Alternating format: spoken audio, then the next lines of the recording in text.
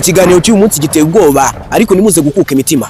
Ubwo twavugaga kwiranga mu ikoranabuhanga mwadusabye ko twazabasobanurira ibijyanye n'umubare 666.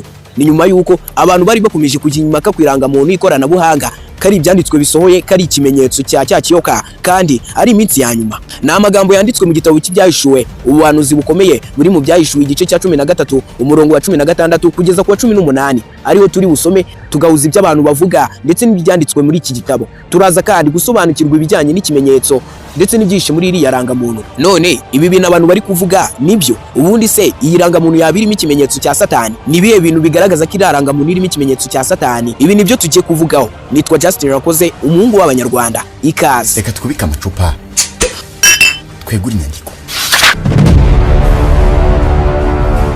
Umubare 666 abenshi bawuzi nk'umubare w'inyamaswa. Si inyamaswa isanzwe ahubwo ni Satani. Number of beast niko abenshi bawita.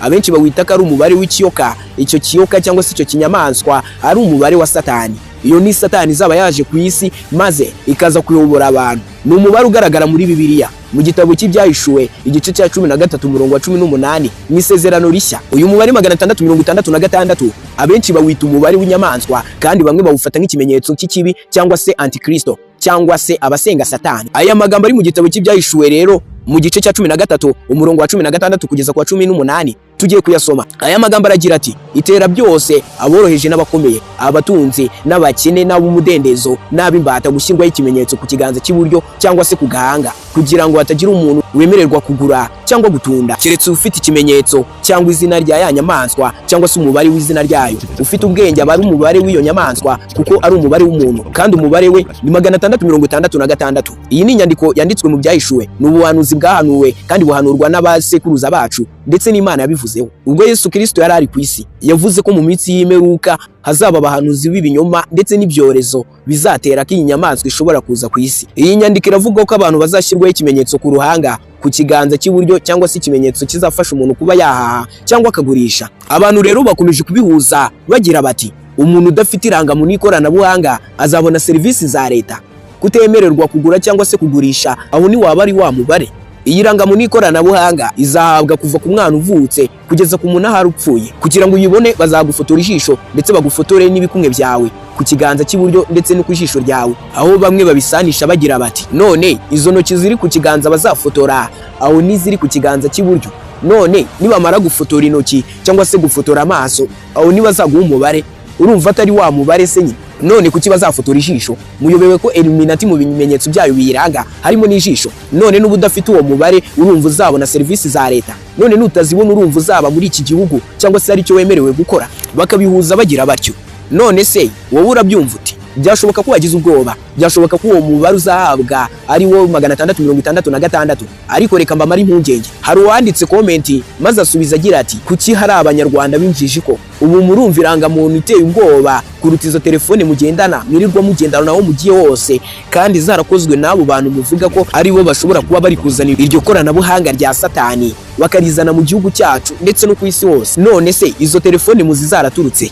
Mugenzi we yaramusubije ati none iyo rangamuntu ufite gutwaye iki? Iyo rangamuntu bagwaye kera, iyo rangamuntu usanzwe ufite, iyo rangamuntu horana, iyo rangamuntu ujyana ariho hose igutwaye iki? Saga karita konyine kariho ibyangombwa byawe n'imyirondoro yawe. Ibi bintu by'irangamuntu ikoranabuhanga byaje bite? Undi baye iki? Iyo baduhaye mbere yari ibaye iki? Ni iyihe mpamvu bagiye kuduha izindi rangamuntu ndetse zinafite n'umubare ari wo mubare uteye ubwoba uri gutera ubwoba abantu benshi ndetse n'inkeke? Ibi bintu byaneye urujijo binsaba gukora ubucukumbuzi. Byansabye gukora ubucukumbuzi kuri uyu mubare 666. Reka mbasobanurire ibyawo. Uyu mubare icyo nabashije kuvumbura ngiye kukibabwira hanyuma namwe muraza kumbwira uko mubyumva. Wowe kandi subscribe kugira ngo tujye dukomeza kubana mu biganiro nk'ibi usubiza ubasha gusabana natwe. Nkuko twabivuze haruguru, uyu mubare ni ikimenyetso cya Satani. Uyu ni umubare tumenyeye mu nkuru ndetse na filime ziteye ubwoba akenshi na kenshi ziba zumvikanamo Satani. Abashakashatsi benshi bavuga ko umubare 666 ushobora kuba ari kode yihishura izina rya Nero, umwami w'Abaroma. Uyu mwami yangaga abakristo ndetse akanabica. Hari n'abavuga ko 666 ishobora kuba ari ikimenyetso cyo kudatungana kuko karindwi ifatwa kenshi nk'umubare w'ubutungane muri Bibiliya, bityo rero 6 ikaba ari imbusane yayo. Ubu buhanuzi buri mu byahishuwe akenshi buvuga ku nyamaswa ebyiri arizo zabashijwe kugaragara muri Bibiliya, ari nazo zateye isi. Ahambere hari inyamaswa iva mu nyanja ifite imitwe 7 n'amahembe 10, tukongera tugasoma inyamaswa iva mu butaka kandi yari ifite amahembe 2 nk'ay'umwana w'intama. Iyi nyamaswa rero ikaba ariyo Satani, ngo niyo yategetse abantu gushyirwaho ikimenyetso haba ku kuboko ndetse no ku gahanga. Iyi nyamaswa kandi ya kabiri abenshi bakunze kuyita umuhanuzi w'ibinyoma. Kuri iyi si rero hari imbaraga zirwanya Imana, kandi ni ukwemera tugahebera urwaje, kuko nta kundi wazirinda, kuko Satani ajya afata abantu akamenya ko imbaraga zabo nkeya ari ubuyobozi. Bityo rero ikintu cyose Satani agiye gukora agerageza uko ashoboye kose kigahera mu bayobozi. Reka dufatire urugero ku muturage uri hariya, umuturage utunzwe no kwihingira kandi akaba ari umuturage uyobowe na leta runaka. Uyu muturage baraje bamubwire ngo jya gufata irangamuntu niyi. Nta makenga uyu muturage arajyayo, kuko natanajyayo icyo gihe leta iraza kumukurikirana birangire bamufunze. Ikintu nababwira ni ukwizera Imana, wenda Imana izatwibuka. Uyu ni umupangu wateguwe na Satani igihe kirekire, ibucengeza mu banyapolitike, abakuru b'ibihugu bikomeye ndetse n'abaherwe bakomeye tuzi kuri iyi si, kuko Satani izika imbaraga nke z'abaturage ari leta. Bityo Antikristo ivugwa mu bihugu bizwiho gufatira imyanzuro isi yose, ari byo USA cyangwa se Leta Zunze Ubumwe za Amerika, Ubushinwa, Uburusiya, UK cyangwa se Ubwongereza ndetse n'Ubufaransa. Bityo rero ibi bihugu bifite kudutegeka icyo dukora kigahita gikorwa direct nta kuzuyaza.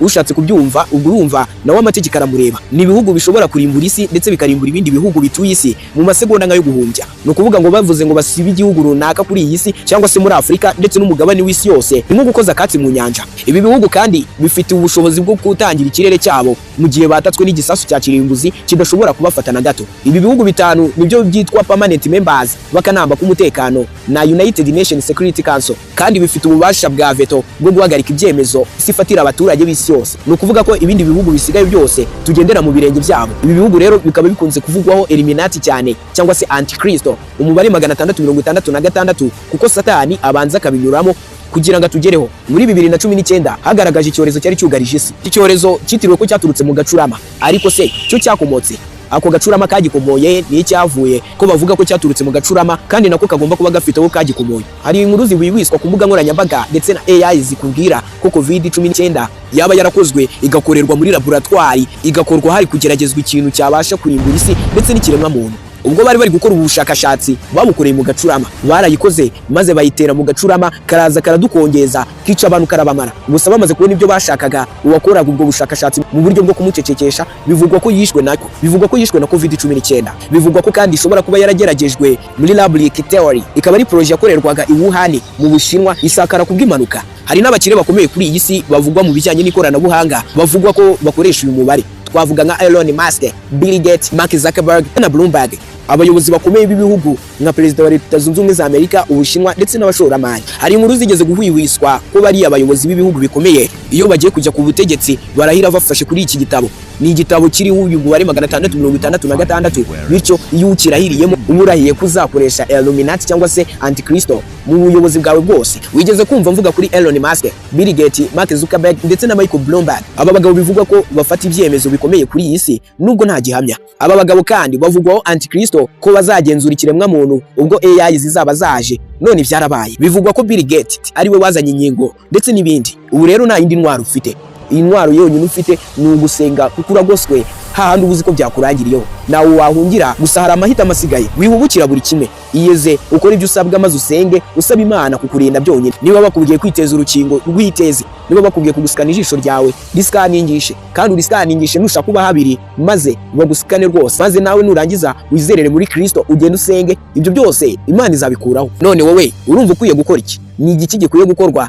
Ese ubundi ni gute wakirinda Satani? Ubundi se wowe ubyumva